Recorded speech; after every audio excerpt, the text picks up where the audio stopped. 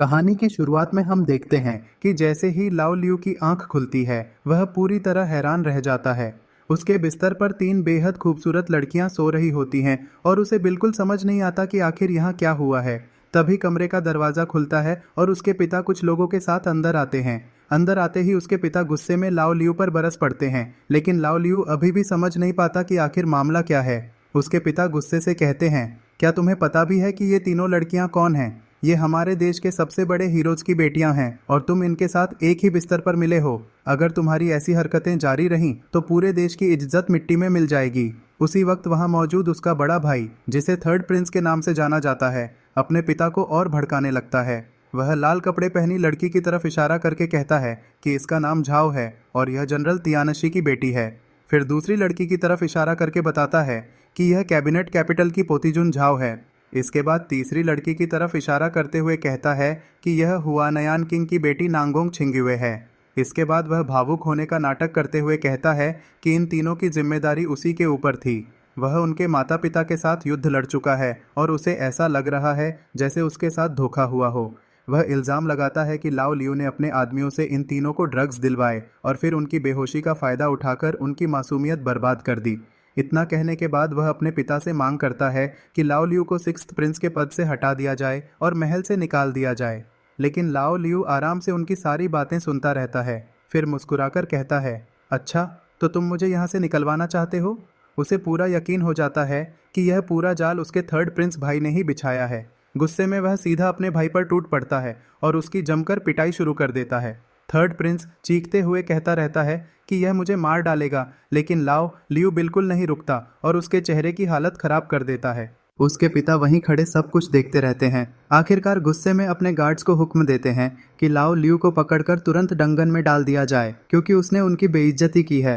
हुक्म मिलते ही कई गार्ड्स आगे बढ़ते हैं और लाओ लियू को पकड़ लेते हैं, लेकिन लाओ लियू बार बार यही कहता रहता है कि इस पूरी साजिश के पीछे सिर्फ थर्ड प्रिंस का हाथ है। अपने बेटे की बात सुनकर उसके पिता थोड़ी देर सोच में पड़ जाते हैं। फिर कहते हैं, यह लड़का तो बिल्कुल निकम्मा है। मैं अपने इस बेटे को अच्छी तरह जानता हूँ। यह भला एक ही रात में तीन तीन खूबसूरत लड़कियों को कैसे अपने काबू में कर सकता है। अब उन्हें भी शक होने लगता है कि शायद लाओ लियू को फंसाया गया है। इसलिए वह तुरंत गार्ड्स को हुक्म देते हैं कि उसे छोड़ दिया जाए और गार्ड्स भी उसे आज़ाद कर देते हैं। आज़ाद होते ही लाओ लियू अपने हाथ झाड़ते हुए कहता है, देखो, तुम्हारी पिटाई करते करते मेरे हाथ तक गंदे हो गए। फिर अपने पिता की तरफ देखकर कहता है, डैड, यह झूठ बोल रहा था। इसी दौरान सबकी नज़र फिर उन तीनों लड़कियों पर जाती है। वे अभी भी ड्रग्स के असर में होती हैं और बेहोशी जैसी हालत में बड़बड़ाते हुए कहती हैं, लाओ लियू, तुम तो कमाल हो। यह देखकर थर्ड प्रिंस फिर बोलता है कि कल पूरे शहर में इन्हीं तीनों प्रिंसेसेस के गायब होने की बात हो रही थी और हर किसी को लाओ लियू पर ही शक था। लेकिन तभी उनके पिता उसकी बात काटकर कहते हैं, अब तो मुझे तुम पर ही शक होने लगा है। पहले सिक्स्थ प्रिंस को बदनाम करने की कोशिश हुई, फिर इसी महीने उसकी हालत इतनी खराब हो गई थी कि वह मरने के करीब पहुंच गया था। कहीं इन सब के पीछे तुम्हारा ही हाथ तो नहीं? यह सुनते ही थर्ड प्रिंस घुटनों के बल बैठ जाता है और जोर जोर से कहने लगता है कि उसने ऐसा कुछ नहीं किया। वह कसम खाकर कहता है कि न पहले हुई घटनाओं में उसका हाथ था और न ही पिछली रात जो कुछ हुआ उसमें उसकी कोई भूमिका थी। लेकिन उसके पिता गुस्से में कहते हैं, इन तीनों लड़कियों को ड्रग्स दिए गए हैं। देखो, अभी तक इन्हें होश नहीं आया और तुम कह रहे हो कि तुम्हें कुछ भी नहीं पता। बस इतना सुनते ही लाओ लियू अपना आपा खो देता है। वह दौड़कर थर्ड प्रिंस को जोर की लात मारता है, जिससे वह दूर जाकर गिर पड़ता है। फिर उसकी गर्दन पकड़कर उसे उठाता है और उसके चेहरे पर लगातार मुक्के बरसाने लगता है। थर्ड प्रिंस दर्द से जोर जोर से चीखने लगता है। लाओ लियू गुस्से में चिल्लाते हुए कहता है, तुमने ही तो कहा था कि यहाँ कुछ क्रिकेट्स हैं और मुझे उन्हें ढूंढने भेज दिया था। अब ऐसा क्यों दिखावा कर रहे हो जैसे तुम्हारा इस पूरे मामले से कोई लेना देना ही नहीं। इतना कहकर वह फिर उसकी बेरहमी से पिटाई करने लगता है। आखिरकार मार खाते खाते थर्ड प्रिंस टूट जाता है और चिल्लाकर कबूल कर लेता है, हाँ, यह सब मैंने ही किया था। उसकी बात सुनते ही उसके पिता गुस्से में कहते हैं, मैंने तुम्हें कितनी बार समझाया है कि अगर तुम दोनों एक दूसरे से नफरत करते हो तो करो, लेकिन एक दूसरे की जान लेने की कोशिश मत किया करो। इतना कहकर वह खुद भी अपने बेटे को सजा देने के लिए उसकी तरफ बढ़ते हैं। अपने पिता को गुस्से में अपनी तरफ आता देखकर थर्ड प्रिंस बुरी तरह घबरा जाता है। तभी दरवाजा खुलता है और एक मंत्री घबराया हुआ अंदर आता है। वह झुककर कहता है, महाराज, बाहर जनरल झाओ और प्रिंस मुनान आए हुए हैं। यह बात सुनते ही लाओ लियू के डैड गहरी सोच में पड़ जाते हैं और कहते हैं, आखिर ये तीनों यहाँ क्या करने आ गए। फिर वह मंत्री को एक काम देकर लाओ लियू की तरफ देखते हुए कहते हैं, तुम भी मेरे साथ चलो। लाओ लियू अपने भाई को वहीं छोड़ देता है और अपने डैड के पीछे चल पड़ता है। रास्ते में चलते चलते लाओ लियू के डैड को याद आता है कि वह पहले ही उन तीनों लड़कियों से मिल चुके हैं और उन्हें अपनी बहू बनाना चाहते थे, लेकिन वे तीनों लड़कियां इस बात पर ऐतराज करती रही थीं। वर्तमान में वापस आते ही वह हैरानी से लाओ लियू से पूछते हैं, तुम इन तीनों लड़कियों के बारे में क्या सोचते हो। यह सुनते ही लाओ लियू हंसने लगता है और कहता है, झाओ तो रात को सोते हुए जोर जोर से खर्राटे लेती है और पिछली रात मैं नांगों के बहुत करीब था, क्योंकि यह लड़की ऊपर से जितनी सख्त लगती है अंदर से उतनी बिल्कुल नहीं है। यह सुनते ही उसके डैड तुरंत घबराकर कहते हैं, नहीं नहीं, मेरा मतलब यह नहीं था। लाओ लियू कुछ देर सोचता है और फिर कहता है, क्या आप मेरी शादी करवाना चाहते हैं, इसीलिए मुझसे यह सब पूछ रहे हैं। फिर वह अपने दिल में सोचने लगता है, पिछले 8 सालों से मैं एक निकम्मे इंसान का नाटक कर रहा हूँ। ये लोग मेरी इसी कमजोरी का फ़ायदा उठाकर मुझे ख़त्म करना चाहते हैं। इनका कोई इरादा नहीं कि मुझे ऐसे ही जीने दें। अगर मैं डैड को कह दूं कि हाँ, मैं इन तीनों से शादी करूंगा, तो हो सकता है उन्हें मेरे बारे में शक हो जाए। उसके डैड उसके कंधे पर हाथ रखकर कहते हैं, मैं ऐसा कोई प्लान नहीं बना रहा, लेकिन जब वे लोग यहाँ आए हैं तो तुम्हें उनसे तमीज़ से बात करनी होगी और जो कुछ भी हुआ है उसके लिए उनसे माफ़ी भी मांग लेना। यह सब सुनकर लाओ लियू सिर्फ हल्का सा मुस्कुराता है, जैसे वह अपने डैड की सारी बात समझ गया हो। सीन फिर सीधा रॉयल कोर्ट में शिफ्ट हो जाता है, जहां एक आदमी खड़े होकर जोर जोर से कह रहा होता है कि लाओ लियू ने उन तीनों लड़कियों की मासूमियत बर्बाद कर दी है। वह कहता है कि उन तीनों के घराने हमेशा से साम्राज्य के वफादार रहे हैं, इसलिए लाओ लियू को ऐसी सख्त सज़ा मिलनी चाहिए जो सबके लिए एक मिसाल बन जाए। कोर्ट में बैठे दूसरे बुजुर्ग भी उसकी बात का साथ देते हुए कहते हैं, हमने हमेशा आपका साथ दिया है, इसलिए इस मामले में भी आपको इंसाफ करना होगा। जो भी सज़ा दी जाए वह बहुत सख्त होनी चाहिए। प्रिंस हुआइनान की माता भी वहीं बैठी होती हैं। वह कहती हैं, 20 सालों से मैं आपकी सेवा कर रही हूँ। मैं जानती हूँ कि मैं सिर्फ एक रखैल हूँ, लेकिन फिर भी चाहती हूँ कि आप खुद इस मामले का फैसला करें ताकि हम सब संतुष्ट हो सकें। लाओ लियू वहीं खड़ा यह सब सुन रहा होता है और मन ही मन सोचता है, लगता है ये लोग मुझे इतनी आसानी से नहीं छोड़ने वाले। तब उसके डैड सबको तसल्ली देते हुए कहते हैं, आप लोग चिंता मत कीजिए, मैं खुद इस मामले में इंसाफ करूंगा। फिर वह बताते हैं कि असल में लाओ लियू को किसी ने फंसाया है और इस सच का पता लगाने के लिए उन्होंने अपने खास लोगों को जांच पर लगा दिया है। वह कहते हैं कि बहुत जल्द सबूत मिल जाएंगे और सबको संतोषजनक जवाब दिया जाएगा। लेकिन यह बात सुनते ही सब लोग नाराज हो जाते हैं। उन्हें लगता है कि सम्राट सिर्फ अपने बेटे को बचाने की कोशिश कर रहे हैं। इस पर लाओ लियू के डैड उन्हें समझाते हैं, बात वैसी नहीं है जैसी तुम लोग समझ रहे हो। मेरे बेटे को सच में फंसाया गया है और मैं इसकी जांच करवा रहा हूँ। इसी दौरान सम्राट की एक और पत्नी आगे आती है और गुस्से में कहती है, एक दिन गुजर चुका है और अभी तक आप असली अपराधी का पता भी नहीं लगा सके। इतना कहकर वह अपनी बाजू से एक छोटा सा चाकू निकाल लेती है और अपनी गर्दन पर रखकर धमकी देते हुए कहती है, अगर मेरी बेटी को इंसाफ नहीं मिला तो फिर मेरे जीने का कोई मतलब नहीं। यह देखते ही लाओ लियू तुरंत उसके पास पहुंचता है, उसका हाथ पकड़ता है और प्यार से कहता है, मदर। वह उसे समझाने की कोशिश करता है कि ऐसा कोई जल्दबाजी वाला कदम न उठाए, लेकिन वह तुरंत अपना हाथ छुड़ाकर गुस्से में कहती है, तुमने मेरी बेटी के साथ जो किया, क्या वह काफ़ी नहीं था। लाओ लियू फिर भी उसे मदर कहकर ही बुलाता है। यह सुनकर वह और भी ज़्यादा गुस्से में आ जाती है और मन ही मन सोचती है, क्या इस दुनिया में इतना बेशर्म इंसान भी हो सकता है। कोर्ट में मौजूद सभी लोग भी उस वक्त यही सोच रहे होते हैं। तब लाओ लियू बहुत सुकून से कहता है, मदर, जो होना था वह हो चुका, मैं आपकी बेटी से शादी करना चाहता हूँ। यह बात सुनते ही पूरी कोर्ट एकदम हैरान रह जाती है। सब एक दूसरे की तरफ देखने लगते हैं। उनमें से एक शख्स गुस्से में खड़ा होकर कहता है, तुम खुद को कुछ ज़्यादा ही समझने लगे हो, पहले जाकर अपनी शक्ल तो देख लो। क्या तुम्हें लगता है कि तुम मेरी बहन से शादी करने के लायक हो। तभी वहीं बैठे हुए एक बुजुर्ग मंत्री बोल पड़ते हैं, बस अब बहुत हो गया। फिर वह सम्राट की तरफ देखते हुए कहते हैं, अगर आज इस मामले का फैसला नहीं किया गया तो यहाँ खून बहेगा। यह बात सुनते ही सम्राट थोड़े परेशान हो जाते हैं और सबको समझाने की कोशिश करते हुए कहते हैं, ठीक है, लाओ लियू पागलों जैसी हरकतें ज़रूर करता है, लेकिन उसने कभी भी कानून को अपने हाथ में नहीं लिया। वह ऐसी घटिया हरकत कभी नहीं कर सकता, और जो भी हो, आखिर वह हमारी फैमिली की ही ब्लड लाइन से है। लेकिन उन तीनों लड़कियों के घर वाले यह बात सुनते ही गुस्से में आ जाते हैं। वे अपना चेहरा फेर लेते हैं और कहते हैं, वह आपका गोद लिया हुआ बेटा है, अगर हम चाहें भी तो अपनी बेटियों की शादी उससे नहीं कर सकते। यह सुनते ही सम्राट भी गुस्से में आ जाते हैं और कहते हैं, किसने कहा कि मेरा बेटा तुम्हारी बेटियों से शादी करना चाहता है, यह सिर्फ तुम्हारा वहम है। तभी वहीं बैठे हुए बुजुर्ग मंत्री जल्दी से अपनी सीट से खड़े होते हैं और कहते हैं, मेरा वह मतलब नहीं था, मैं तो सिर्फ इतना कहना चाहता हूँ कि मेरी पोती बचपन से ही बहुत प्रतिभाशाली रही है। वह किसी ऐसे व्यक्ति से कभी शादी नहीं करेगी जिसमें कोई प्रतिभा ही न हो। लाओ लियू यह बात सुनते ही मुस्कुराता हुआ उस मंत्री के पास चला जाता है और कहता है, मैं प्रतिभाशाली हूँ, आप कैसे कह सकते हैं कि मुझ में कोई प्रतिभा नहीं है। तभी वहीं खड़ा एक युवा मंत्री बोल पड़ता है, मेरी बहन ने मुझसे कहा था कि वह सिर्फ उसी आदमी से शादी करेगी जो एक मार्शल आर्टिस्ट हो और उसके साथ साथ उसमें कमांडर बनने की भी काबिलियत होनी चाहिए। मुझे तो तुम्हें ऐसी कोई भी योग्यता नजर नहीं आती। लाओ लियू उसकी बात सुनकर सिर्फ मुस्कुरा देता है, फिर अपने मसल्स दिखाते हुए कहता है, मैं प्रैक्टिस कर सकता हूँ। उसके मसल्स देखते ही उस युवा मंत्री को और भी ज्यादा गुस्सा आ जाता है। इसके बाद लाओ लियू सीधे होंग लियान के पास जाता है और कहता है, मदर इन लॉ, आपने मुझे अपनी बेटी की इतनी सारी शर्तों के बारे में पहले क्यों नहीं बताया। होंग लियान गुस्से से अपना चेहरा बना लेती हैं और कहती हैं, किंग युए ऐसे बेकार आदमी से कभी शादी नहीं करेगी, वह तो सिर्फ एक बुद्धिमान और संस्कारी इंसान से ही शादी करेगी। यह सुनते ही लाओ लियू जोर से हंसने लगता है और कहता है, क्या जबरदस्त संयोग है, क्या आपको नहीं लगता कि मैं एक ऑलराउंडर हूँ। यह सुनते ही होंग लियान का चेहरा गुस्से से लाल हो जाता है। वहीं बैठे सम्राट भी यह सब सुनकर हैरान रह जाते हैं। वह गुस्से में अपना सिर पकड़कर कहते हैं, अगर मेरी भी कोई बेटी होती तो मैं भी इस बेशर्म लड़के से उसकी शादी नहीं करवाता। पता नहीं मैं इसे यहाँ लेकर ही क्यों आया।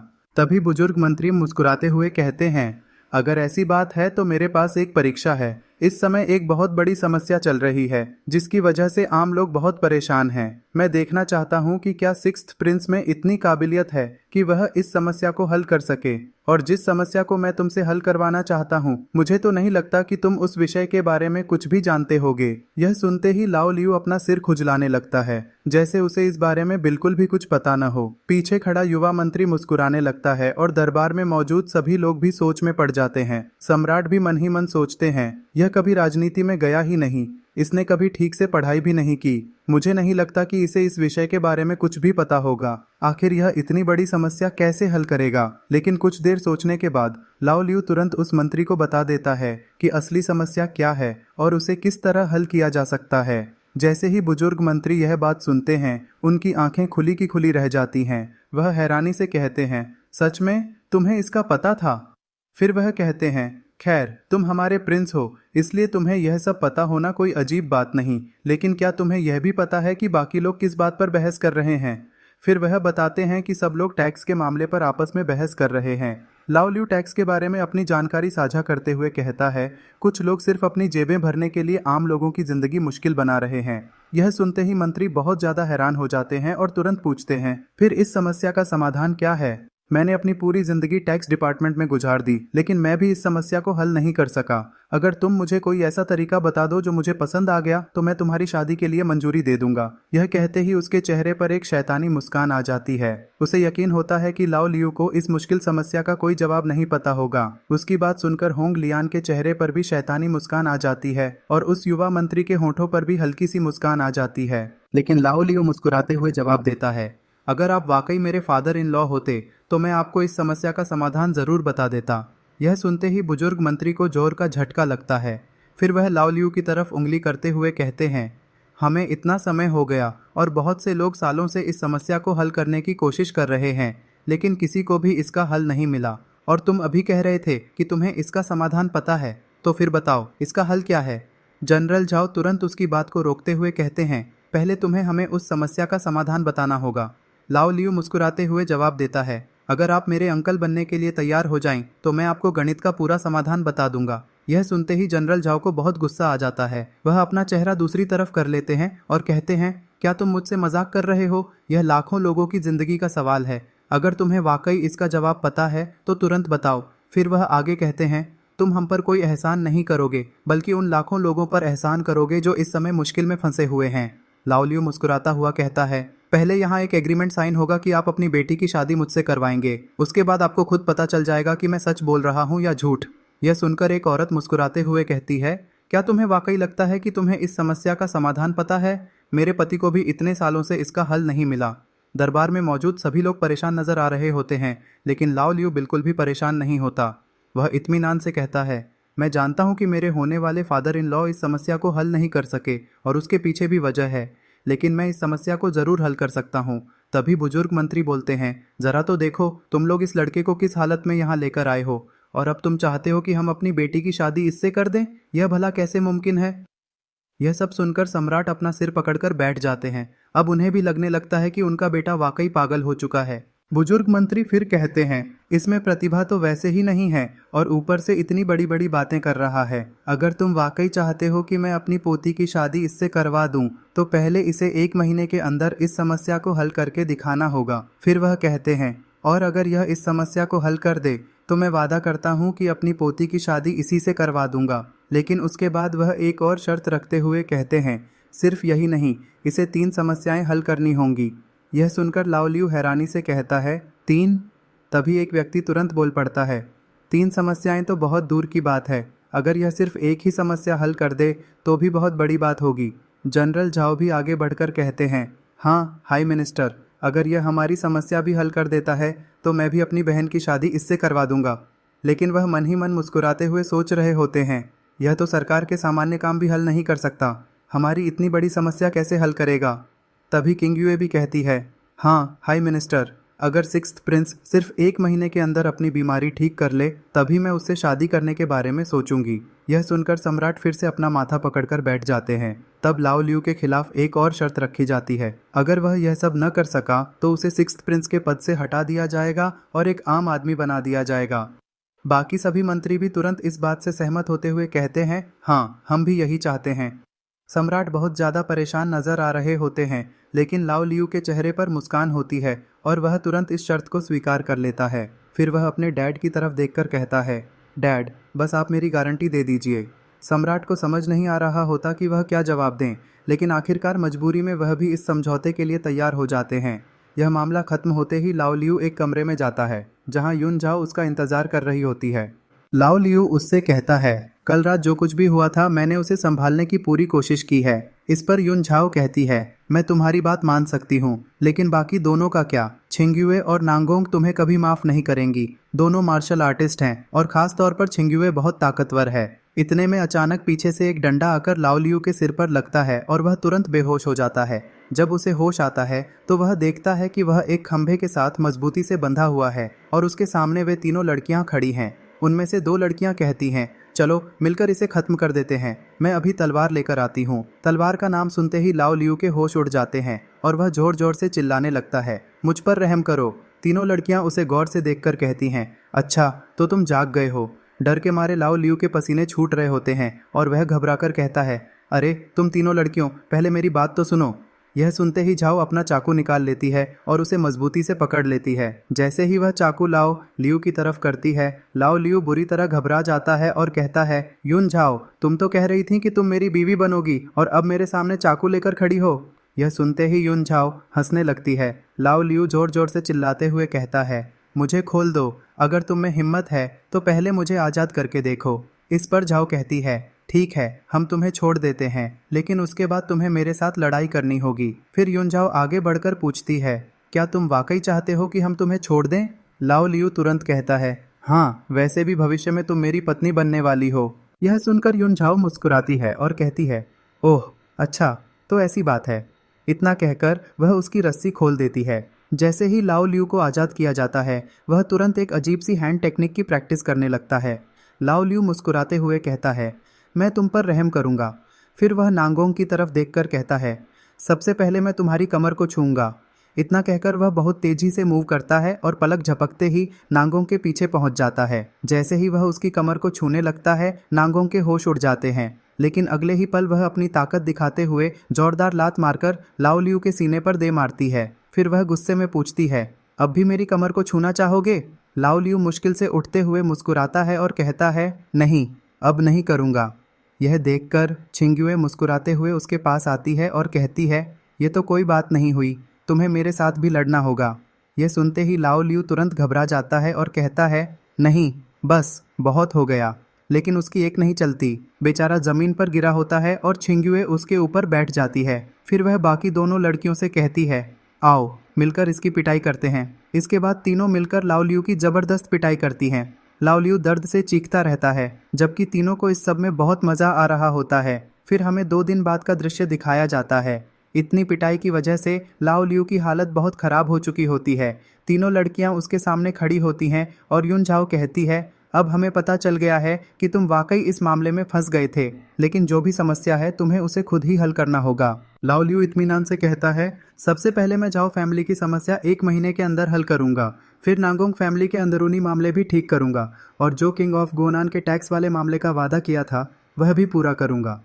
फिर वह मुस्कुराते हुए कहता है, मैंने सबके साथ शर्त लगाई है कि अगर मैं ये सारी समस्याएं हल कर दूं तो तुम तीनों की शादी मुझसे करवा दी जाएगी, और अगर मैं नाकाम रहा तो मुझे 6th प्रिंस के पद से हटाकर एक आम आदमी बना दिया जाएगा। यह सुनते ही छिंग्युए गुस्से में कहती है, क्या तुम वाकई हमसे शादी करना चाहते हो? तुम सिर्फ सपने देख रहे हो। युनझाओ तुरंत कहती है, मैंने तो हमेशा कहा है कि मैं सिर्फ एक प्रतिभाशाली आदमी से ही शादी करूंगी। छिंग्युए कहती है, और मैं सिर्फ उसी व्यक्ति से शादी करूंगी जो मार्शल आर्ट्स में माहिर हो। फिर नांगोंग कहती है, और मैं सिर्फ उसी आदमी को अपना पति बनाऊंगी जो राजनीति और रणनीति दोनों में विशेषज्ञ हो। लाओ लियू मुस्कुराते हुए पूछता है, अगर मैं 1 महीने के अंदर अपनी सारी समस्याएं हल कर दूं तो क्या तुम तीनों मुझसे शादी करने से मना नहीं करोगी? तीनों कुछ देर के लिए खामोश हो जाती हैं। सबसे पहले युनझाओ कहती है, अगर तुम वाकई यह सब कर गए तो मैं इस बारे में सोच सकती हूँ। यह सुनते ही लाओ लियू के चेहरे पर मुस्कान आ जाती है। वह तीनों से कहता है, अब मुझे चलना होगा। सबसे पहले मुझे उस असली अपराधी को ढूंढना है जिसने कल रात हम सबको फंसाया था। क्या तुम तीनों मेरे साथ चलोगी? युनझाओ तुरंत कहती है, मैं ज़रूर चलूँगी, मुझे भी असली गुनहगार को पकड़ना है। नांगोंग भी उसके पास आकर कहती है, हाँ, अगर हम सब एक ही तरफ हैं तो मैं भी तुम्हारे साथ चलूँगी। छिंग्युए गुस्से भरे लहजे में कहती है, ठीक है, मैं भी चलूँगी। इतना कहकर वे सब मिलकर कमरे से बाहर निकल जाते हैं। अगला दृश्य डंगन का होता है। जैसे ही लाओ लियू वहाँ पहुँचता है, एक गार्ड झुककर कहता है, योर हाइनेस, आप यहाँ किस लिए आए हैं? लाओ लियू जवाब देता है, मैं देखने आया हूँ कि 3rd प्रिंस का ट्रायल कैसा चल रहा है। गार्ड घबराते हुए कहता है, इंपीरियल डॉक्टर ने हमें बताया था कि 3rd हाइनेस की तबीयत बहुत खराब है, इसलिए उन्हें अस्पताल भेज दिया गया है जहाँ उनका इलाज चल रहा है। यह सुनते ही लाओ लियू तुरंत समझ जाता है कि जरूर कोई नई चाल चल रही है। दृश्य सीधा अस्पताल में पहुंचता है जहां 3rd प्रिंस आराम से बिस्तर पर बैठा होता है। एक रखैल उसे अपने हाथों से खाना खिला रही होती है और वह मजे से सबका आनंद ले रहा होता है। तभी अचानक दरवाजा खुलता है और लाओ लियू अंदर आ जाता है। उसके साथ छिंग्युए भी होती है। उन दोनों को देखते ही रखैल घबराकर पीछे हट जाती है और 3rd प्रिंस भी बुरी तरह डर जाता है। लाओ लियू उसके पास आकर कहता है, फादर ने तो तुम्हें डंगन में बंद किया था ना, तो तुम वहां से भाग निकले और यहाँ आराम से मजे कर रहे हो। 3rd प्रिंस डर के मारे कुछ बोल नहीं पाता। लाओ लियू उसके और करीब आकर कहता है, ये कैसी बीमारी है जिसमें तुम मजे से खाना भी खा रहे हो और ड्रिंक्स भी पी रहे हो? लगता है तुम्हें और बेहतर इलाज की ज़रूरत है। यह कहकर वह मुस्कुराता है और कहता है, चलो आज मैं ही तुम्हारा इलाज करता हूँ। यह सुनते ही 3rd प्रिंस गुस्से में उस पर हमला कर देता है, लेकिन लाओ लियू उसका वार आसानी से रोक लेता है। अगले ही पल वह उसे जोरदार लात मारकर बिस्तर पर गिरा देता है और उसके ऊपर चढ़कर लगातार मुक्के बरसाना शुरू कर देता है। यह सब देखकर छिंग्युए के चेहरे पर मुस्कान आ जाती है। अब उसे समझ आ जाता है कि पहले लाओ लियू ने जानबूझकर खुद को पिटने दिया था, क्योंकि वह असल में इन तीनों के साथ लड़ना ही नहीं चाहता था। उधर लाओ लियू बिना रुके 3rd प्रिंस पर लगातार मुक्के बरसाता रहता है और 3rd प्रिंस दर्द से जोर जोर से चीखने लगता है। 3rd प्रिंस बहुत बुरी तरह पिट रहा होता है और दर्द से चीखने लगता है। आखिरकार वह हार मानकर चिल्लाते हुए कहता है, बस बस, मैं तुम्हें सब सच बता देता हूँ। यह पूरी योजना मेरी ही थी, मैं ही था जिसने यह सारी चाल चली थी। लेकिन इतना सुनने के बाद भी लाओ लियू का गुस्सा शांत नहीं होता। वह गुस्से में कहता है, वे तीनों लड़कियां यहाँ सिर्फ ट्रेनिंग के लिए आई थीं और तुमने उन्हें भी इस साजिश में फंसा दिया। 3rd प्रिंस दर्द से चिल्लाते हुए कहता है, लेकिन तुमने भी तो उन तीनों के साथ। उसकी बात पूरी होने से पहले ही लाओ लियू उसकी पिटाई दोबारा शुरू कर देता है। एक तरफ खड़ी छिंगझाओ यह सब देखकर गहरी सोच में पड़ जाती है। वह मन ही मन सोचती है, सब कहते थे कि लाओ लियू बिल्कुल बेकार है, लेकिन अब तो वह बिल्कुल भी ऐसा नहीं लग रहा। वह पहले से बहुत ज़्यादा बदल चुका है। लाओ लियू अभी भी 3rd प्रिंस को लगातार पीट रहा होता है कि तभी उसके डैड कुछ लोगों के साथ वहां आ जाते हैं। यह नज़ारा देखते ही 3rd प्रिंस की मां तुरंत दौड़कर अपने बेटे के पास पहुंच जाती है और उसे अपनी बाहों में ले लेती है। फिर वह गुस्से में लाओ लियू पर चिल्लाती है, तुम्हारी हिम्मत कैसे हुई मेरे बेटे को इतना मारने की? जब से तुम्हारी माँ की मौत हुई है तब से तुम बिल्कुल बदतमीज़ हो गए हो।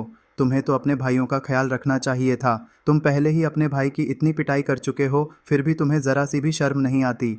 वह औरत सम्राट की तरफ देखकर कहती है, इसे इस हरकत की सजा मिलनी चाहिए। लेकिन लाओ लियू तुरंत जवाब देता है, इसी ने मुझे कल रात ड्रग्स दिए थे और इसी ने मुझे फंसाने की पूरी साजिश रची थी। यह बात सुनते ही थर्ड प्रिंस की माँ हैरान रह जाती है। फिर वह अपना लहजा बदलते हुए कहती है, मैं मानती हूँ कि मेरे बेटे से गलती हुई है, लेकिन आखिर वह भी तो आपका ही बेटा है। मैं वादा करती हूँ कि आज के बाद मैं इसे बहुत सख्ती से रखूंगी।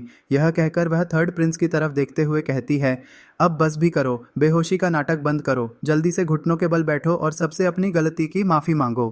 थर्ड प्रिंस तुरंत उठकर घुटनों के बल बैठ जाता है।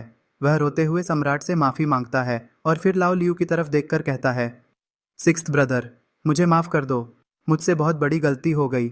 इसी दौरान सेकंड प्रिंस भी वहां आ जाता है और खामोशी से पूरा दृश्य देखने लगता है। फिर वह सम्राट से कहता है, जो कुछ भी हुआ अब इस मामले को यहीं खत्म कर देना चाहिए। थर्ड ब्रदर से गलती हुई है और वह उसकी माफ़ी भी मांग रहा है। इसके बाद वह लाओ लियू की तरफ देखकर कहता है, सिक्स्थ ब्रदर, तुम्हें भी अब थर्ड ब्रदर को माफ़ कर देना चाहिए, आखिर वह हमारा ही भाई है। यह बात सुनकर लाओ लियू के मन में पुरानी यादें ताज़ा हो जाती हैं। उसे याद आता है कि जब वह बहुत छोटा था तब इसी महल के सामने उसकी माँ की हत्या कर दी गई थी। वह अपनी माँ को देखकर जोर जोर से रोना चाहता था, लेकिन उसकी माँ ने मरते समय उसे चुप रहने का इशारा किया था। यह सब याद करते ही सम्राट भी गहरी सोच में डूब जाते हैं। वह मन ही मन सोचते हैं, मैंने कभी इस बच्चे पर ध्यान ही नहीं दिया। मैं उसका पिता था, उसकी माँ की मौत के बाद मुझे इसे और ज़्यादा प्यार देना चाहिए था। यह सब सोचते सोचते सम्राट का दिल पिघलने लगता है। तभी लाओ लियू धीरे धीरे चलकर सम्राट के पास आता है। उसी समय सेकंड प्रिंस भी सम्राट के करीब खड़ा होता है। यही पल सबको हैरान करते हुए वह उठता है और अचानक सेकंड प्रिंस के चेहरे पर जोरदार मुक्का मार देता है। सेकंड प्रिंस सीधा जमीन पर जा गिरता है। यह देखकर सम्राट भी हैरान रह जाते हैं और तुरंत लाओ लियू को रोक देते हैं। लेकिन लाओ लियू बिल्कुल मासूम चेहरा बनाकर कहता है, ब्रदर, मुझे माफ कर देना, मुझसे गलती से यह हो गया। यह सुनते ही वहां मौजूद सभी लोग हैरान रह जाते हैं। सबके मन में एक ही सवाल होता है, यह अभी क्या हुआ। सेकंड प्रिंस भी गुस्से से पागल हो जाता है और चिल्लाते हुए कहता है, इसने मुझे सबके सामने मारा है, इसे तुरंत जेल में डालो और मुझे इंसाफ दिया जाए। फिर वह मन ही मन सोचता है, मैंने तो सिर्फ इसे थर्ड ब्रदर को माफ़ करने के लिए कहा था, आखिर इसने मुझे ही क्यों मार दिया। लेकिन अगले ही पल वह खुद ही सोचने लगता है, अगर मैं इस बात को और ज़्यादा बढ़ाऊंगा तो शायद नुकसान मेरा ही हो जाएगा। इसलिए वह गहरी सांस लेता है और फैसला करता है कि फिलहाल इसी बात को यहीं खत्म कर देना ही बेहतर होगा। सम्राट कहते हैं, हमें तो सिर्फ इतना चाहिए था कि तुम अपने थर्ड ब्रदर को माफ़ कर दो। लेकिन फिर वह लाओ लियू की तरफ देखकर कहते हैं, अगर तुम वाकई लाओ लियू की माफ़ी पाना चाहते हो तो तुम्हें उसकी शर्त माननी होगी। फिर सम्राट लाओ लियू से पूछते हैं, तुम्हारा इस बारे में क्या ख्याल है। लाओ लियू कुछ देर सोचता है और फिर कहता है, ठीक है, लेकिन इस बार मैं खुद सेकंड ब्रदर के घर जाऊंगा और अपना काम खुद पूरा करूंगा। सम्राट उसकी बात मान लेते हैं और कहते हैं, ठीक है, जैसी तुम्हारी मर्जी। लेकिन वहाँ मौजूद सभी लोग यह सब देखकर हैरान रह जाते हैं। किसी को समझ नहीं आता कि आखिर चल क्या रहा है। इसके बाद लाओ लियू सीधे छिंगयाओ की दादी से मिलने का प्लान बनाता है, क्योंकि उसे छिंगयाओ फैमिली की समस्याएं हल करनी थीं। छिंगयाओ को अभी भी यकीन नहीं होता कि लाओ लियू उनकी फैमिली की समस्या हल कर सकता है, लेकिन लाओ लियू उससे शर्त लगा लेता है। कुछ देर बाद लाओ लियू छिंगयाओ फैमिली के घर पहुंच जाता है। वहां दादी बैठी होती हैं और लाओ लियू उन्हें देखते ही मुस्कुराकर कहता है, ग्रैंडमा। यह सुनते ही दादी हैरान रह जाती हैं और सोचने लगती हैं कि इसने मुझे ग्रैंडमा क्यों कहा। फिर लाओ लियू एक तरफ खड़े छिंगयाओ के अंकल को देखकर कहता है, अंकल। यह सुनते ही वह व्यक्ति गुस्से में आ जाता है और कहता है, इसकी इतनी हिम्मत कैसे हुई कि मुझे अंकल कहे। लाओ लियू मजाकिया अंदाज में मुस्कुराते हुए कहता है, इतना शर्मा क्यों रहे हैं, सबके सामने मेरा परिचय तो करवा दीजिए। यह बात सुनते ही छिंगयाओ का चेहरा शर्म से लाल हो जाता है। उस समय वहाँ कुछ और लोग भी मौजूद होते हैं।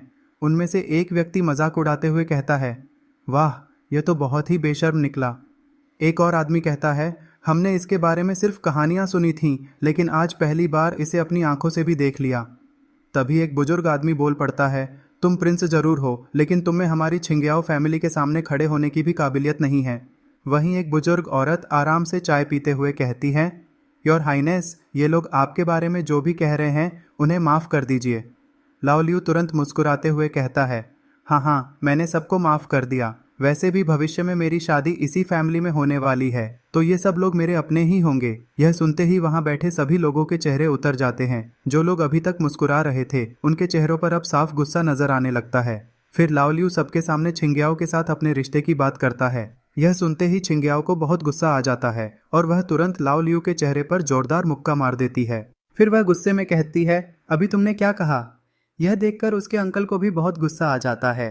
वह बुजुर्गों की तरफ देखकर कहते हैं, इसने वादा किया है कि 1 महीने के अंदर हमारी फैमिली की समस्या हल कर देगा। अगर यह वाकई ऐसा कर देता है तो फिर हम इसे अपना दामाद मान लेंगे। तब दादी धीरे से कहती हैं, योर हाइनेस, मैं आपकी उम्मीदों को तोड़ना नहीं चाहती, लेकिन क्या आपने कभी सोचा भी है कि आप ये समस्याएं कैसे हल करेंगे? आपको इन चीज़ों का कोई अनुभव नहीं है, इसलिए बेहतर यही होगा कि चुपचाप वापस चले जाइए। हम सब इस बात को भूल जाएंगे। दादी की बात सुनकर लाओ लियू सिर्फ मुस्कुराने लगता है। तभी छिंग्याओ के अंकल कहते हैं, ग्रैंड माँ, अगर ये कोशिश करना चाहते हैं तो करने दीजिए। दादी हल्की सी मुस्कुराती हैं और कहती हैं, ठीक है, अगर तुम वाकई हमारी फैमिली में शादी करना चाहते हो तो पहले तुम्हें एक काम करना होगा। अगर तुम वह काम कर गए तब मैं मान जाऊंगी कि तुम इस फैमिली के दामाद बनने के लायक हो। लाओ लियू मुस्कुराते हुए तुरंत कहता है, बिल्कुल, मैं यह काम ज़रूर करूंगा। फिर वह छिंग्याओ की तरफ देखकर कहता है, वाइफ, क्या तुम मेरे साथ चलोगी?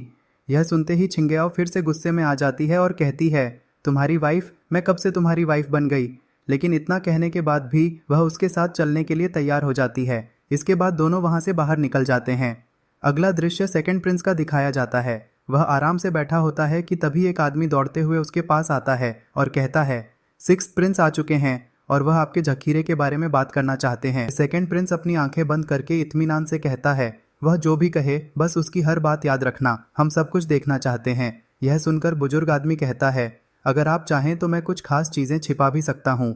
सेकंड प्रिंस मुस्कुराते हुए जवाब देता है, इसकी ज़रूरत नहीं है, उसे तो यह भी नहीं पता होगा कि स्टोरेज और इन्वेंट्री क्या होती है। यह कहकर वह हल्की सी मुस्कान के साथ बैठ जाता है। कुछ ही देर बाद वही बुजुर्ग आदमी लाओ लियू का स्वागत करने के लिए बाहर आता है और उसके आगे आगे चलने लगता है। लाओ लियू भी उसके पीछे चल पड़ता है। चलते चलते वे सब एक बड़ी इमारत के पास पहुंच जाते हैं जहां शायद सारा सामान स्टोर करके रखा गया होता है। एक लड़का, एक लड़की और उनके पीछे एक बुजुर्ग एक बहुत ही बड़े और शानदार महल के सामने खड़े होते हैं। लड़की उस इमारत को देखकर हैरान और गुस्से में कहती है, इतनी बड़ी इमारत को जुबाओगे बनाया गया है, पता नहीं कितने मासूम लोगों का हक मारकर इसे खड़ा किया गया होगा। 6th प्रिंस मुस्कुराकर अपनी पत्नी को तसल्ली देता है और कहता है, नफ्सा, फिक्र मत करो, इस दुनिया में जो भी नाइंसाफ़ी हो रही है मैं उसके खिलाफ ज़रूर खड़ा होऊंगा। लड़की थोड़ा ताना मारते हुए कहती है, अच्छा जी, आपके पास तो इस शहर के बाहर एक छोटा सा घर तक नहीं है। यह बात 6th प्रिंस को सोच में डाल देती है। वह दिल ही दिल में सोचता है कि अगर मुझे अपना असर जमाना है तो हमेशा इंपीरियल पैलेस में नहीं रह सकता, मुझे बाहर अपना एक ठिकाना बनाना होगा। फिर वे तीनों महल के अंदर दाखिल होते हैं। अंदर का नज़ारा देखकर कोई भी हैरान रह जाए। हर तरफ कीमती हीरे, मोती और नायाब मूर्तियां सजी हुई होती हैं। बुजुर्ग दिल ही दिल में मुस्कुरा रहा होता है और सोचता है, मुझे पता था यह 6th प्रिंस बिल्कुल आम सा आदमी है, इसने ऐसी कीमती चीज़ें पहले कभी नहीं देखी होंगी। वह कहता है, 6th प्रिंस, सेकंड प्रिंस ने कहा है कि यहाँ की कोई भी नायाब चीज़ आप अपनी पसंद से चुन सकते हैं, आइए। लड़की को उस बुजुर्ग का रवैया बिल्कुल पसंद नहीं आता और वह धीरे से कहती है, यह हमें कम समझ रहा है, जल्दी से जेंगो स्वॉर्ड ढूंढो, लिंगजुन के आने से पहले हमें तलवार लेकर निकलना होगा। मगर 6th प्रिंस बहुत ही शांत रहता है। वह कहता है, तुम पहले जाकर लोगों को बुलाओ, मैं यहाँ थोड़ा और देखना चाहता हूँ। लड़की हैरान होकर पूछती है, लोगों को क्यों बुलाना है? प्रिंस उसके करीब आकर धीरे से कहता है, क्या तुम्हें लगता है मुझे पता नहीं कि तियानसे मेंशन के लोग छिपकर हमारा पीछा कर रहे हैं? जाओ और उन्हें बुलाओ, वरना यह तलवार हमारे हाथ नहीं आएगी। लड़की वहां से चली जाती है और बुजुर्ग परेशान होकर प्रिंस के पास आता है। क्या आपने कुछ पसंद किया? अगर समझ नहीं आ रहा तो मैं मदद कर सकता हूँ। प्रिंस कहता है, मुझे ऊपर की 2 मंजिलें दिखाओ। बुजुर्ग उसे ऊपर ले जाता है और गर्व से कहता है, आज मैं आपकी आंखें खोल देता हूँ। जब वे तीसरी मंजिल पर पहुंचते हैं तो वहां सिर्फ हथियारों का भंडार होता है और बिल्कुल बीच में एक बहुत ही शानदार तलवार रखी होती है। प्रिंस मन ही मन सोचता है, क्या यही वह महान शक्ति वाली तलवार है? बुजुर्ग कहता है, आपकी नज़र बहुत तेज है, यह वाकई एक नायाब खजाना है। प्रिंस आगे बढ़कर तलवार उठा लेता है। बुजुर्ग घबराकर चीखता है, नहीं, यह इस पूरी जगह का सबसे बड़ा खजाना है। सेकंड प्रिंस कभी इजाज़त नहीं देंगे कि आप इसे ले जाएं। प्रिंस गुस्से में कहता है, मैं यहाँ हुक्म के मुताबिक खजाना चुनने आया हूँ, मैं इसे क्यों नहीं ले जा सकता? अगर लिंगजुन खुद भी आ जाएं तो उन्हें भी यह मानना पड़ेगा। बुजुर्ग भी गुस्से में कहता है, आप सिर्फ नाम के प्रिंस हैं, एक निकम्मे इंसान। अगर आपने यह तलवार ली तो जिंदा बाहर नहीं जा सकेंगे। यह सुनते ही 6th प्रिंस अपनी तलवार निकालता है और एक ही वार में बुजुर्ग पर हमला कर देता है। बुजुर्ग घायल होकर नीचे गिर जाता है। खून साफ करते हुए वह कहता है, अच्छा तो सिक्स्थ प्रिंस ने यह वार किया है। मैं अभी सेकंड प्रिंस को बताता हूँ, अगर हिम्मत है तो यहीं रुकना। वह भागते हुए बाहर निकल जाता है। इसी दौरान लड़की वापस आती है और घबराकर कहती है, तुम पागल हो गए हो? तुमने लिंगजुन के महल में उनके आदमी पर हाथ उठा दिया है। अब हम तलवार लेकर कैसे निकलेंगे? प्रिंस तलवार दिखाता है और कहता है, यही तो जेंगुओ स्वॉर्ड है। अब मैं तुम्हारे घर के दरवाजे से आसानी से अंदर बाहर आ सकता हूँ। लड़की खुशी से कहती है, यह वाकई जेंगुओ स्वॉर्ड है। फिर पूछती है, अब जब तलवार मिल गई है तो क्या हमें चलना चाहिए? प्रिंस कहता है, सिर्फ एक तलवार काफ़ी नहीं है। उन गरीब और मासूम लोगों का क्या जो मुसीबत में है, उन्हें भी मदद चाहिए। यह कहकर वह बाकी खजाने और हीरे जवाहरात जमीन पर गिराने लगता है। लड़की समझ जाती है कि वह यह सब लोगों की मदद के लिए कर रहा है। वह पूछती है, क्या तुम पूरा महल खाली करने वाले हो?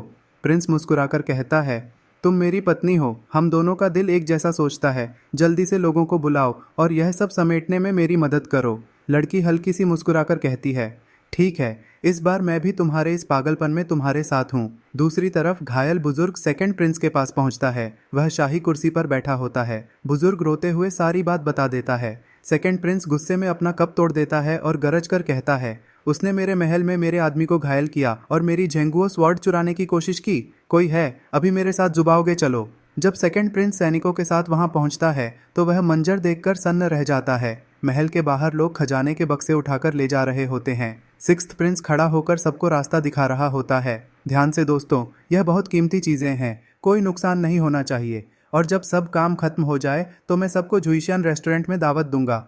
सेकंड प्रिंस आग बबूला होकर चीखता है, रुक जाओ सब। वह सिक्स्थ प्रिंस के सामने आकर उंगली उठाता है और कहता है, तुम्हारी इतनी हिम्मत कि तुमने मेरा खजाना चुरा लिया? सिक्स्थ प्रिंस बिल्कुल शांत अंदाज में जवाब देता है, सेकंड ब्रदर, आपने ही तो कहा था कि मैं अपनी पसंद से कुछ भी चुन सकता हूँ। पीछे से बुजुर्ग चिल्लाता है, यह पहले से भी ज्यादा सिरफिरा हो गया है। इसने मुझे मारा और यह भी कहा कि अगर आप खुद भी आ जाएं तो इसे कोई परवाह नहीं। फिर ताना मारते हुए कहता है, अब तो हमारे प्रिंस खुद आ गए हैं, अब उठाओ ना हाथ। सेकंड प्रिंस गुस्से से गरजता है, सिक्स्थ ब्रदर, इन सब से कहो कि यह खजाना यहीं रख दें और फिर मेरे सामने घुटनों के बल बैठकर माफी मांगो, वरना यह मत भूलना कि मैं तुम्हारा भाई हूँ और मैं कुछ भी कर सकता हूँ। याओ याओ, जो लाल कपड़े पहने हुए है, लिंगफेंग से कहती है कि वह सावधान रहे, क्योंकि जब लड़ाई शुरू होगी तो शायद वह हर समय उसकी हिफाजत न कर सके। लिंगफेंग मुस्कुराते हुए याओ याओ के कंधे पर हाथ रखता है और कहता है कि वह अपनी पत्नी को अपने लिए खतरे में क्यों डाले। वह उसे पीछे रहने के लिए कहता है और बोलता है कि वह खुद सब संभाल लेगा। अगले ही पल दोनों एक विशाल दरवाजे के सामने खड़े होते हैं, जहां दुश्मन उनका रास्ता रोके हुए होते हैं। लिंगफेंग अपने बड़े भाई एरगे से कहता है कि उनके पिता फू हुआंग ने उन्हें एक तोहफा चुनने की इजाज़त दी थी, तो क्या एरगे उनके आदेश का उल्लंघन करना चाहता है? एरगे गुस्से में कहता है कि पिता ने सिर्फ एक चीज़ चुनने की इजाज़त दी थी, पूरी इमारत ले जाने की नहीं। लिंगफेंग उसकी बात का मजाक उड़ाते हुए कहता है कि अगर कोई आपत्ति है तो जाकर पिता से बात करे। तभी एरगे के साथ खड़ा एक बूढ़ा आदमी उसके कान में कहता है कि यह लड़का उन्हें फंसाने की कोशिश कर रहा है, इसलिए इसे सबक सिखाना चाहिए। यह सुनते ही एरगे उन्हें खत्म करने का फैसला कर लेता है। एरगे के आदेश पर सैनिक तलवारें निकालकर लिंगफेंग और याओ याओ पर हमला करने के लिए आगे बढ़ते हैं। याओ याओ भी अपनी तलवार निकालकर लड़ने के लिए तैयार हो जाती है, लेकिन तभी लिंगफेंग अचानक उसे अपनी बाहों में उठा लेता है। याओ याओ गुस्से में चिल्लाकर पूछती है कि वह क्या कर रहा है। लिंगफेंग उसे पीछे रहने के लिए कहता है। उसी समय एक सैनिक हवा में उछलकर तलवार से लिंगफेंग पर हमला करता है। याओ याओ उसे सावधान रहने के लिए चिल्लाती है। सैनिक की तलवार बिल्कुल लिंगफेंग के गले तक पहुंच जाती है, लेकिन लिंगफेंग बड़ी फुर्ती से पीछे झुककर बच जाता है और जोरदार लात मारकर उस सैनिक को पीछे दीवार से दे मारता है। यह देखकर एरगे और बाकी सभी सैनिक हैरान रह जाते हैं। बाकी सभी सैनिक एक साथ तलवारें लेकर लिंगफेंग को चारों तरफ से घेर लेते हैं। लिंगफेंग अकेला उनके बीच खड़ा रहता है और लड़ाई के लिए तैयार हो जाता है। जैसे ही सैनिक हमला करते हैं, वह उनके हर वार को रोकना शुरू कर देता है। लिंगफेंग बेहद शानदार अंदाज में सैनिकों के हमलों का जवाब देता है। वह उनकी तलवारों से बचते हुए उन्हें मुक्के और लाते मारता है और बिजली जैसी रफ्तार से एक एक करके सभी को जमीन पर गिरा देता है। लड़ाई और भी तेज हो जाती है। लिंगफेंग दो सैनिकों की तलवारें एक साथ रोक लेता है और उन्हें जोरदार लात मारकर दूर फेंक देता है। कुछ ही देर में महल के सामने सभी सैनिक जमीन पर पड़े होते हैं और सिर्फ लिंगफेंग अकेला खड़ा रहता है। लिंगफेंग हल्की सी थकान दिखाता है, फिर मुस्कुराकर एरगे की तरफ देखता है और पूछता है कि क्या अब वह अपना तोहफा लेकर जा सकता है। एरगे और उसके साथ खड़ा बूढ़ा आदमी उसे हैरानी और डर से देखते रह जाते हैं। लिंगफेंग एरगे का शुक्रिया अदा करता है। फिर वह याओ याओ के कंधे पर हाथ रखकर कहता है कि अब खड़ी क्यों हो, सामान उठाओ और चलो। याओ याओ अभी भी हैरानी में डूबी रहती है। लिंग फेंग अपने आदमियों को आदेश देता है कि जल्दी से सारे खजाने के बक्से गाड़ियों पर लाद दो, ताकि उसका भाई जितना ज्यादा इन्हें देखेगा उसे उतना ही ज्यादा दुख होगा। एरगे गुस्से में मन ही मन कसम खाता है कि वह इसका बदला जरूर लेगा। खजाने से लदी घोड़ा गाड़ियां महल से निकल जाती हैं। अगले दृश्य में लिंग फेंग और याओ याओ गाड़ी के अंदर बैठे होते हैं। याओ याओ उससे पूछती है कि अगर वह इतना अच्छा लड़ सकता है तो फिर सब उसे निकम्मा क्यों समझते हैं। याओ याओ को समझ में आता है कि लिंग फेंग यह सब जानबूझकर नाटक कर रहा था। फिर वह उसके अजीब कपड़ों के बारे में पूछती है। इस पर लिंग फेंग मुस्कुराकर कहता है कि क्या उसने कभी किसी समझदार इंसान को साधारण कपड़ों में देखा है। अगले दृश्य में दोनों फिर एक बड़े कमरे में पहुंचते हैं जहां खजाना रखा होता है।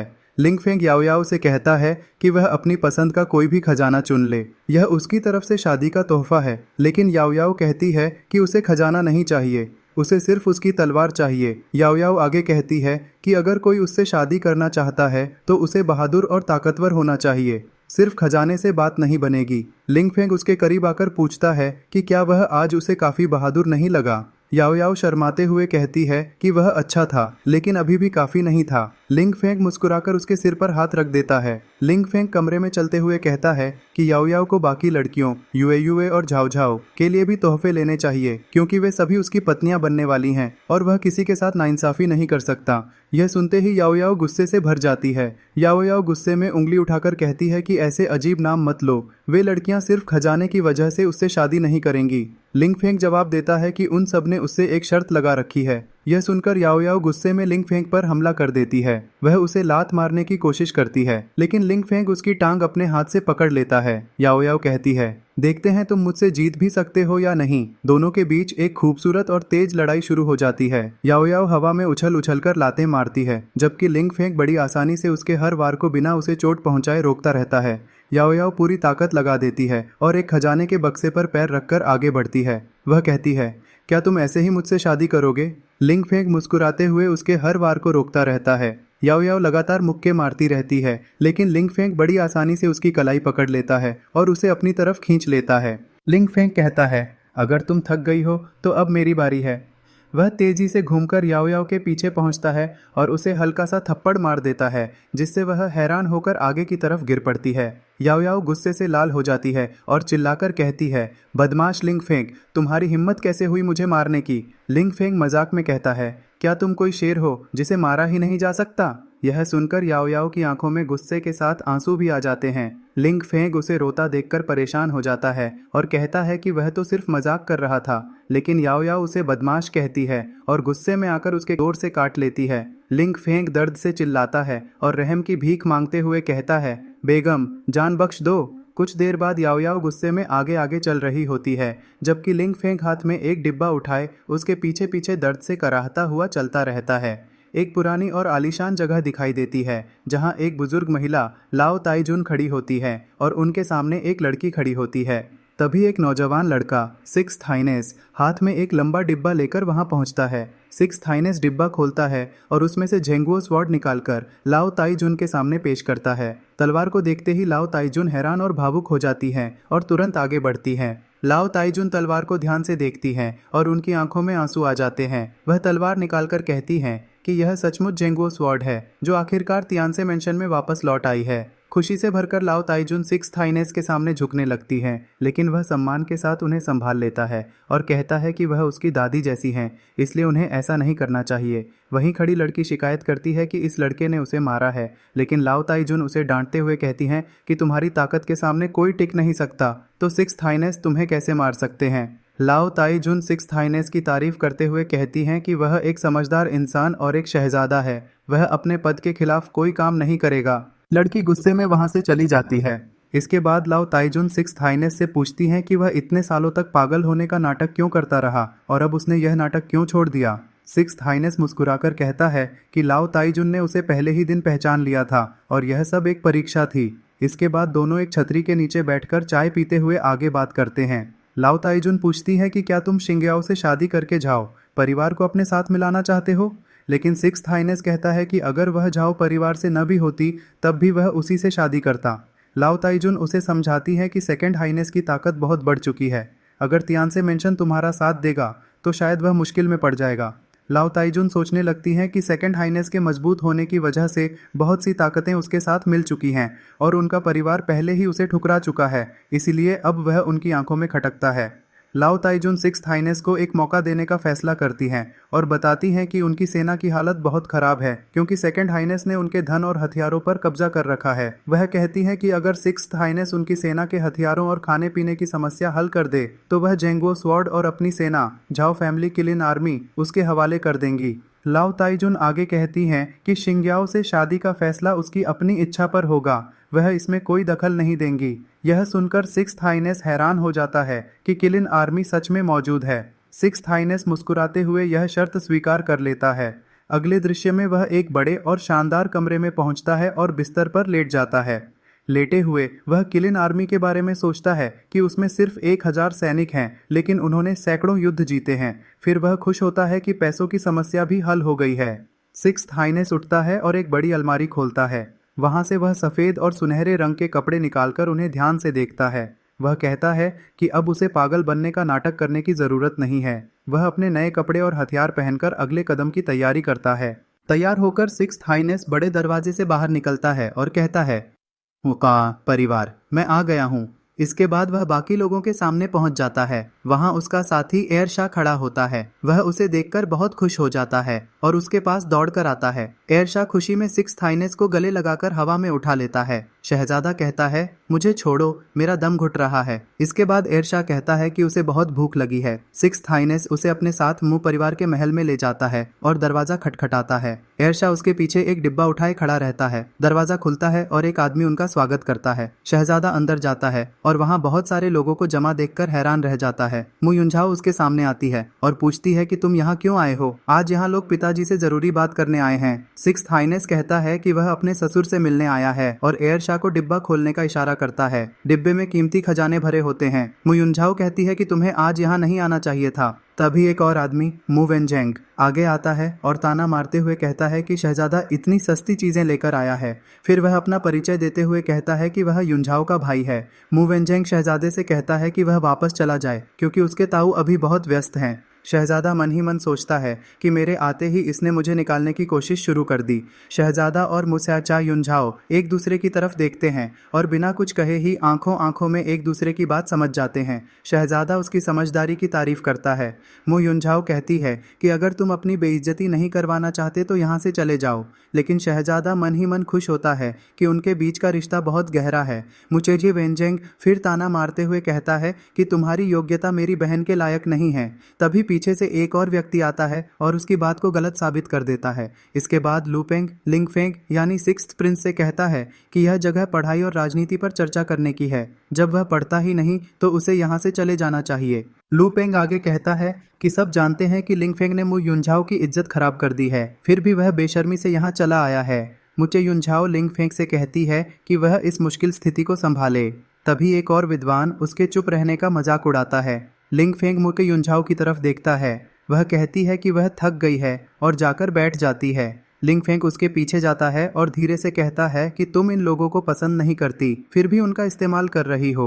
दो विद्वान उनका रास्ता रोकने की कोशिश करते हैं, लेकिन तभी एक विशालकाय अंगरक्षक सामने आकर उन्हें रास्ता छोड़ने के लिए कहता है। वह अंगरक्षक दोनों विद्वानों को धक्का देकर जमीन पर गिरा देता है। दोनों गुस्से में लिंगफेंग की शिकायत करने लगते हैं। युनझाओ मुस्कुराकर कहती है कि लिंगफेंग का सेवक बहुत वफादार है। तभी मुतुरे लाओयेजी अंदर आते हैं और पूछते हैं कि यह शोर शराबा किस बात का है। गिरे हुए विद्वान उठकर मू लाओयेजी और लू शांगशु से शिकायत करते हैं कि सिक्स्थ प्रिंस ने उनका अपमान किया है।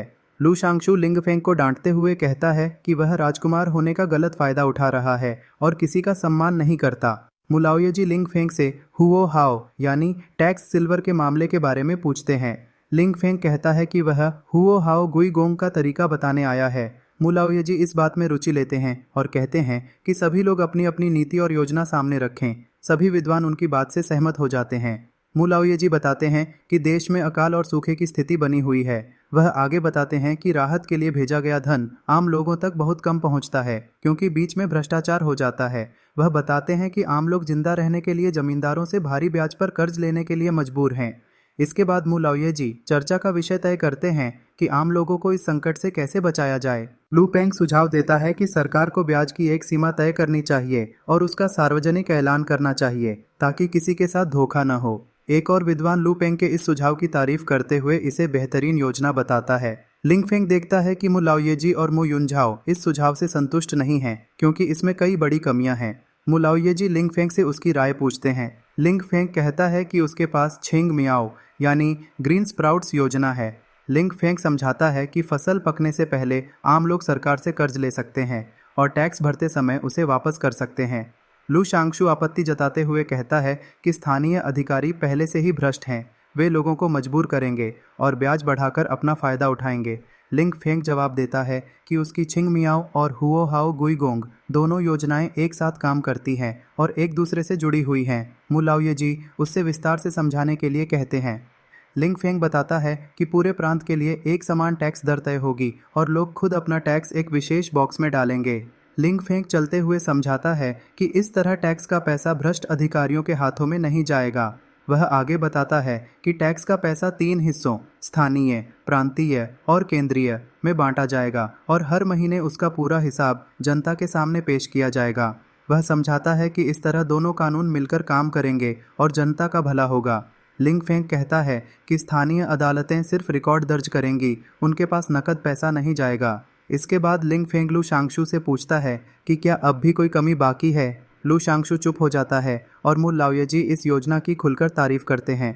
आखिर में लू शांगशु लिंग फेंग के सामने झुक जाता है, अपनी पिछली गलती के लिए माफ़ी मांगता है और उसकी योजना को स्वीकार कर लेता है। सैन दियानशिया यानी थर्ड प्रिंस हंसते हुए कहता है कि उनका कोई कसूर नहीं है। तभी दरबार में मौजूद एक बुजुर्ग गुस्से में उसे डांटते हैं और अपनी गलती मानकर माफ़ी मांगने के लिए कहते हैं। लियू दियानशिया बहुत ही विनम्र अंदाज में थर्ड प्रिंस से माफ़ी मांगता है और कहता है कि पहले उससे बदतमीजी हो गई थी। प्रिंस खड़ा होकर जवाब देता है कि उसने जो भी किया सबकी भलाई के लिए किया था, इसीलिए वह बुरा नहीं मानेगा। फिर वह पास बैठी एक खूबसूरत लड़की से पूछता है कि उसकी परफॉर्मेंस कैसी रही।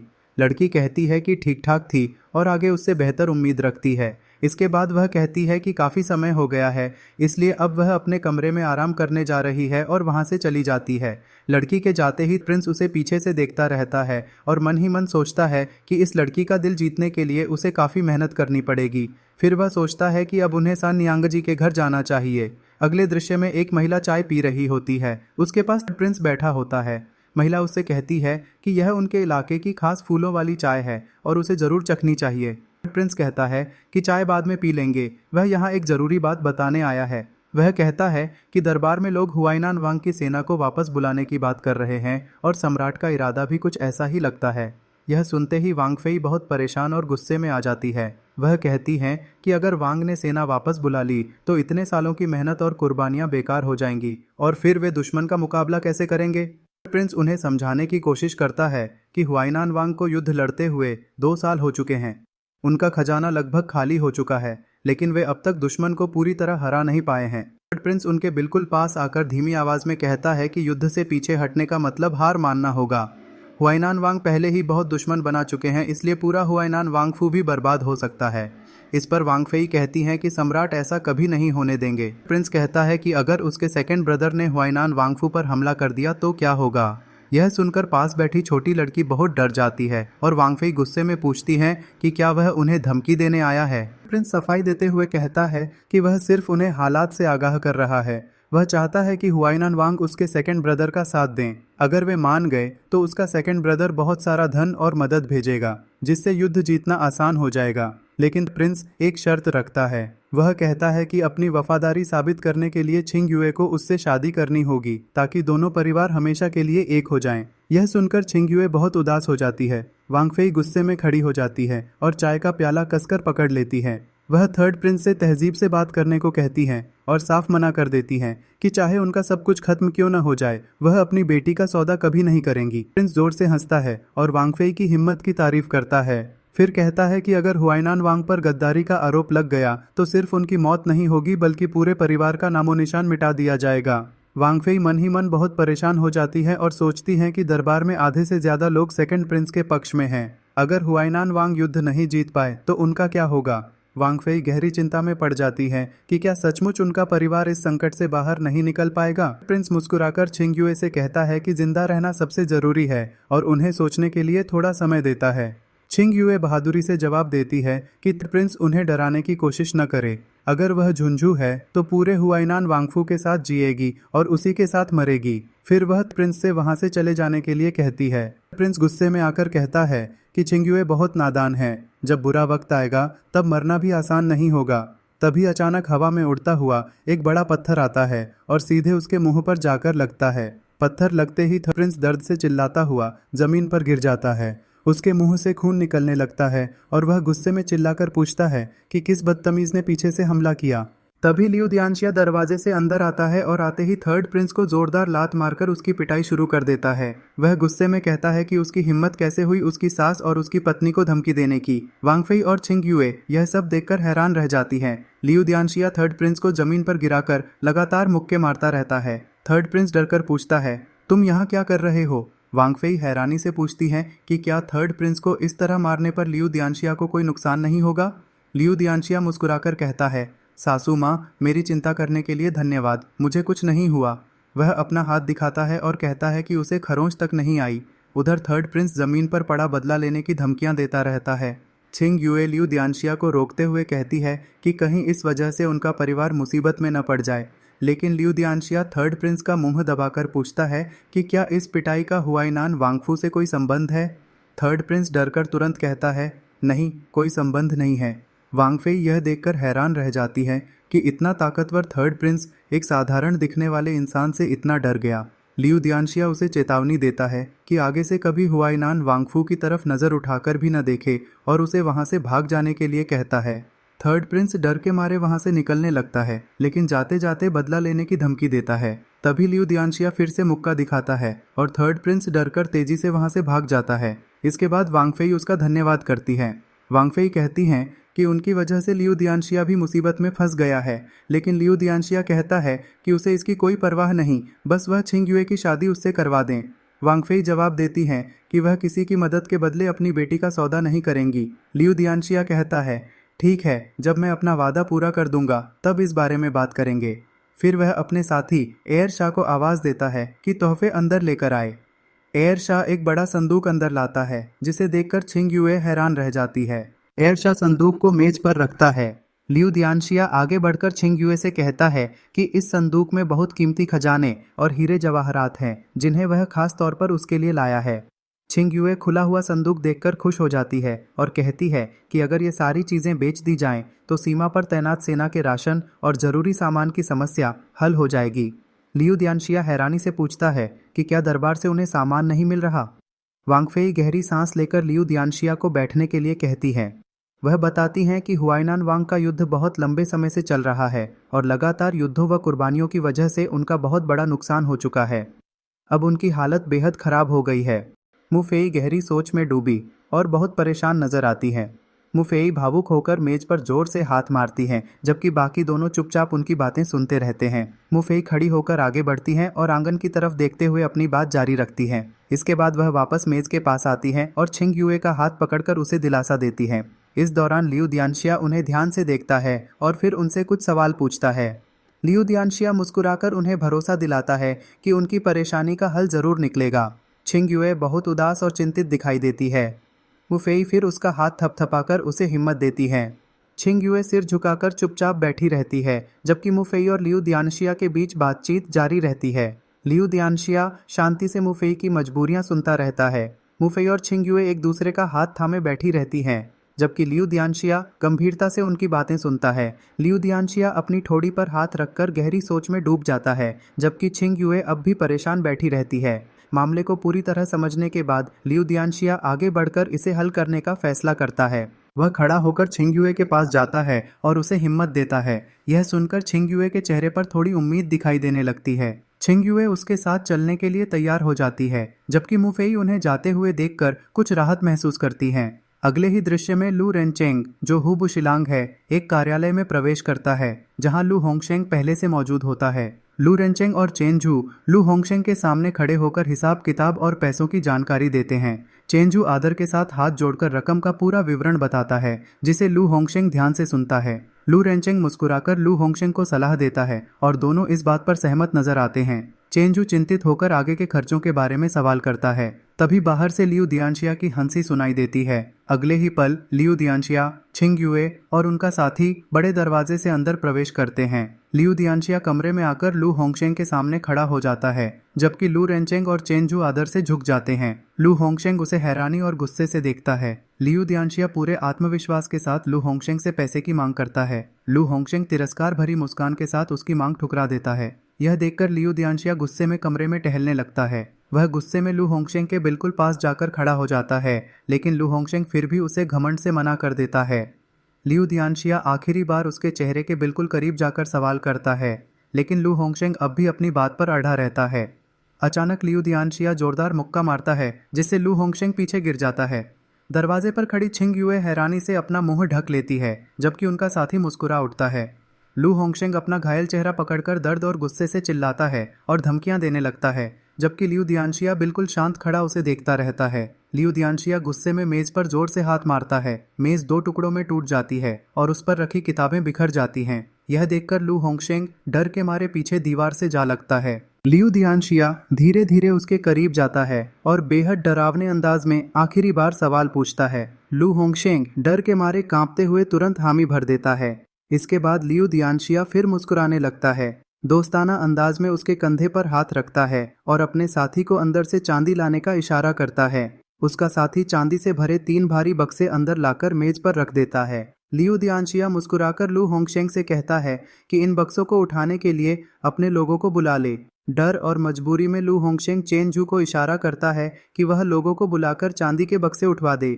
चेनजू आदर से सिर झुकाकर वहां से चला जाता है। खंभे के सहारे खड़ी परेशान दिखाई देती है। वह सोचती है कि लू दारेन इस बात का बदला जरूर लेंगे और शायद लियू दियांशिया 6th हाइनेस को आम नागरिक बना दिया जाएगा। तभी लिनफेंग लियू दियांशिया पीछे से आता है और उसे चलने के लिए कहता है। लिनफेंग मुस्कुराते हुए कहता है कि अगर देर हुई तो लू दारेन अपना इरादा बदल देंगे। लड़की मन ही मन सोचती है कि वह एक पागल शहजादे से प्यार कर बैठी है। फिर वह लिनफेंग से पूछती है कि अब वे कहाँ जा रहे हैं। लिनफेंग कहता है कि अभी हमेशा की तरह सैनिकों के परिवारों के लिए सहायता राशि बांटनी है। अगर अभी नहीं बांटी तो बाद में मौका नहीं मिलेगा। वह लड़की का हाथ पकड़कर उसे रथ में चढ़ने में मदद करता है। रथ के अंदर लड़की लिनफेंग का धन्यवाद करती है कि उसने झेन्नान आर्मी के सैनिकों की मदद की। लिनफेंग उसके कंधे पर हाथ रखकर कहता है कि उसे इतना औपचारिक होने की जरूरत नहीं है। फिर वह कहता है कि लू दारेन जरूर उसके पिता यानी सम्राट के पास शिकायत करने गया होगा। लिनफेंग आगे कहता है कि सम्राट उससे पैसे वापस करने को कहेंगे, इसलिए उन्हें जल्दी से वांग फेई को ढूंढकर झेन्नान आर्मी के परिवारों को बुलाना होगा और सारे पैसे बांट देने होंगे। लड़की उसे लिनफेंग कहकर धन्यवाद देती है। लिनफेंग मुस्कुरा देता है। दूसरी तरफ लू दारेन एक आदमी को आदेश देता है कि वह तुरंत एयर दियांशिया 2nd हाइनेस को पूरी बात बता दे। वह आदमी वहां से चला जाता है और लू दारेन गुस्से में कहता है कि अगर उसने लिनफेंग को आम नागरिक नहीं बनवाया तो वह उसका पोता कहलाएगा। अगले दृश्य में एक और महिला वांग फेई रथ के पास खड़ी इतनी सारी चांदी देखकर हैरान हो जाती है। पहली लड़की अपनी माँ वांग फेई से कहती है कि अभी इन बातों का समय नहीं है, सबसे पहले झेन्नान आर्मी के परिवारों को महल में बुलाने का आदेश दीजिए। लिनफेंग पीछे खड़ा सब देख रहा होता है और वांग फेई गंभीरता से उसकी ओर देखती है। वांग फेई उसकी बात मान जाती है और सभी को बुलाने का आदेश देती है। अगले दृश्य में महल के आंगन में बहुत से गरीब लोग और उनके बच्चे इकट्ठा दिखाई देते हैं, जो चिंतित नजर आ रहे होते हैं। एक औरत और उसकी बेटी आपस में बात करती हैं कि क्या आज सचमुच उन्हें सहायता राशि मिलेगी। तभी एक आदमी कहता है कि जब वांग फेई ने बुलाया है तो यह बात जरूर सच होगी। तभी लिनफेंग, वांग फेई और वह लड़की बाहर आते हैं और घोषणा की जाती है कि अब पैसे बांटे जाएंगे। लिनफेंग आदेश देता है कि सारी चांदी आंगन में उलट दी जाए। लोग चांदी के इतने सारे सिक्के देखकर हैरान रह जाते हैं और खुशी से रोने लगते हैं कि उन्हें सचमुच मदद मिल गई। लोग भावुक होकर एक दूसरे को गले लगाने लगते हैं। वांग फेई भी यह दृश्य देखकर भावुक हो जाती है। एक बुजुर्ग महिला जमीन पर बैठकर वांग फेई का धन्यवाद करती है। वांग फेई उस बुजुर्ग महिला को उठाती है और कहती है कि उनके बेटे झेन्नान आर्मी के बहादुर सैनिक हैं और वे सब उनके अपने लोग हैं। वांग फेई सबको बताती है कि यह सब लियू दियांशिया यानी लिनफेंग की वजह से संभव हुआ है, जिसने अपनी जान जोखिम में डालकर यह पैसा लाया है। यह सुनकर लोग खुशी से लियू दियांशिया वान सुई के नारे लगाने लगते हैं। लिन फेंग सबको शांत रहने के लिए कहता है और जल्दी जल्दी पैसे लेने को कहता है। फिर वह वांग फेई से कहता है कि काम जल्दी शुरू करें ताकि बाद में कोई परेशानी न हो। इसके बाद पैसे बांटने का काम शुरू हो जाता है। लिन फेंग अपने हाथों से लोगों को पैसे बांटता है। लड़की उसे देखकर सोचती है कि आम लोगों के सामने उसमें शहजादों वाला जरा भी घमंड नहीं है। लिन फेंग लड़की के पास आता है और पूछता है कि क्या ये पैसे काफी हैं? अगर कुछ बच जाएं तो बाकी पैसे नानजियांग भेज दिए जाएं। लड़की मन ही मन सोचती है कि लिन फेंग का उसे पत्नी कहकर बुलाना अब उसकी आदत बनता जा रहा है और अगर वह अपनी शर्त पूरी कर देगा तो वह सचमुच उसकी पत्नी बन जाएगी। लिन फेंग यह सुनकर खुश हो जाता है कि उसने खुद यह बात मानी है। तभी अचानक महल के सैनिक आते हैं और बताते हैं कि सम्राट का आदेश आया है। सैनिक लिन फेंग से उनके साथ चलने के लिए कहते हैं। लड़की घबरा जाती है लेकिन लिन फेंग उसे भरोसा दिलाता है कि उसे कुछ नहीं होगा। अगले दृश्य में लू दारेन सम्राट के सामने रोते हुए शिकायत कर रहा होता है। लू दारेन शिकायत करता है कि लियू दियानशिया ने राजकोष के कर का पैसा छीन लिया है और यह कानून के खिलाफ है। सम्राट शांत होकर उसकी बात सुनते हैं। लू दारेन कहता है कि सम्राट को लियू दियानशिया को सजा देनी चाहिए। सम्राट उसे उठने के लिए कहते हैं और कहते हैं कि जब लाओ लियू यानी सिक्स्थ हाइनेस आएगा तब वे खुद उससे बात करेंगे। तभी घोषणा होती है कि लियू दियानशिया उपस्थित हैं। लिन फेंग दरबार में प्रवेश करता है। एयर दियानशिया सेकंड हाइनेस उसे गुस्से से देखते हुए खड़ा हो जाता है और उससे माफ़ी मांगने के लिए कहता है। लिन फेंग आराम से सम्राट के पास जाकर पूछता है कि क्या उन्होंने उसे बुलाया है। एयर दियानशिया कहता है कि सम्राट के सामने नाटक मत करो, तुम्हें सजा देने के लिए बुलाया गया है। लिन फेंग पूछता है कि आखिर उसने कौन सी गलती की है। एयर दियानशिया गुस्से में चिल्लाता है कि क्या वह बहरा है जो उसकी बात नहीं सुन रहा। इस पर लिन फेंग भी गुस्से में उसकी ओर उंगली उठाकर कहता है कि वह सम्राट से बात कर रहा है और एयर दियानशिया बार बार बीच में बोलकर क्या साबित करना चाहता है? क्या वह खुद को सम्राट से भी बड़ा समझता है? एयर दियानशिया घबरा जाता है और सम्राट से कहता है कि उसका ऐसा कोई इरादा नहीं था, वह तो सिर्फ लू दारेन की तरफ से बोल रहा था। सम्राट कहते हैं कि सफाई देने की कोई ज़रूरत नहीं है। सम्राट लिन फेंग से पूछते हैं कि लू दारेन ने बताया है कि उसने कर का पैसा छीन लिया है, क्या यह सच है? लिन फेंग जवाब देता है कि उसने पैसा नहीं छीना बल्कि झेन्नान आर्मी के परिवारों में बांट दिया है, जो एयर दियानशिया की फिजूल खर्ची से कहीं बेहतर है। लू दारेन फिर चिल्लाकर कहता है कि लिन फेंग झूठ बोल रहा है, उसने पैसे छीने हैं और बहुत से लोगों ने यह सब अपनी आंखों से देखा है। इस पर सम्राट एयर दियानशिया से इस बारे में पूछते हैं। एयर दियानशिया झुककर माफी मांगता है और कहता है कि उसने कोई पैसा नहीं लिया और न ही राजकोष से कोई मदद मांगी है। सम्राट गुस्से से लिन फेंग की ओर देखते हैं और पूछते हैं कि क्या यह सब सच है। लिन फेंग बस मुस्कुरा देता है। तभी एक मंत्री दरबार में आकर सम्राट को सूचना देता है कि लियू दियानशिया जो पैसा लेकर गया था वह इस समय वांगफू में झेन्नान आर्मी के परिवारों में बांटा जा रहा है। तभी लिन फेंग लियू दियानशिया सिक्स्थ हाइनेस उनके पीछे आकर उन्हें गौर से देखने लगता है। सम्राट दोनों की बातें ध्यान से सुन रहे होते हैं। सम्राट सोचते हैं कि लिन फेंग ने उनकी एक बहुत बड़ी परेशानी दूर कर दी है, क्योंकि राजकोष में कमी होने की वजह से वे पहले सैनिकों की सहायता राशि के बारे में फैसला नहीं ले पा रहे थे। फिर वे लू दारेन की ओर देखकर इस मामले में उनकी राय पूछते हैं। लू दारेन परेशान दिखाई देते हैं और लिन फेंग की ओर देखते हैं। लिन फेंग भी उन्हें गुस्से से घूरता है और मन ही मन सोचता है कि अगर लू दारेन ने यह मामला नहीं छोड़ा और सारी बातें बाहर आ गईं तो नुकसान उन्हीं का होगा। तभी लू दारेन जमीन पर घुटनों के बल बैठकर सम्राट से माफ़ी मांगते हैं और कहते हैं कि गलती उन्हीं की थी, वे ज़रूरत से ज़्यादा सख्त हो रहे थे। इसके बाद दृश्य बदलकर पानी पर बने सुंदर पुलों पर पहुंच जाता है, जहां बहुत से लोग इकट्ठा हैं। दो आम आदमी आपस में बात कर रहे होते हैं कि इस बार इस समारोह में लियू दियानशिया यानी लिन फेंग भी हिस्सा लेने आ रहे हैं। दूसरा आदमी पूछता है कि क्या वही पागल शहजादा? पहला आदमी कहता है कि हाँ वही, उसने सुना है कि वह परिवार की लड़की के लिए आया है ताकि अपना हुनर साबित कर सके। तभी अगले दृश्य में लिन फेंग अपने एक साथी के साथ पुल पर चलते हुए आता है और कहता है कि यहाँ तो बहुत रौनक है। फिर वह सामने खड़ी लड़कियों को देखकर उन्हें आवाज देता है। लिन फेंग उन तीनों लड़कियों को दा नियांगजी, एर नियांगजी और शियाओ नियांगजी कहकर बुलाता है और कहता है कि तुम सब भी यहाँ आ गई हो। तीनों लड़कियां उसकी ओर देखती हैं। उनमें से लाल कपड़े पहनी लड़की कहती है कि जब तुम यहाँ आए हो तो हम तुम्हारा मजाक उड़ाने जरूर आएंगी, जबकि दूसरी लड़की सिर्फ इतना कहती है, गुड लक।